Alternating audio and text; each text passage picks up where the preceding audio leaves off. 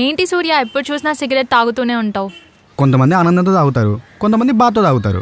మరి నువ్వెందుకు తాగుతున్నావు? పొగ రావడం కోసం తాగుతున్నా. పనికిరావు. సరే కానీ లోపల అసలు ఏం జరిగింది? ఏం కాలేదు, ఐడి కార్డ్ ఇచ్చి యాక్సెస్ ఇచ్చి ఆయన టీంకి పరిచయం చేసి పంపించారంతే. మరి కాల్ చేస్తే కనెక్ట్ అవ్వదే?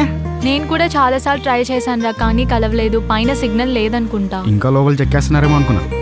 అదే చెక్ చేస్తున్నారేమో అనుకున్నా. సరే వెళ్ళి కాఫీ తాగుదామా? తల పగిలిపోతుంది. సరే వెళ్దాం పదా.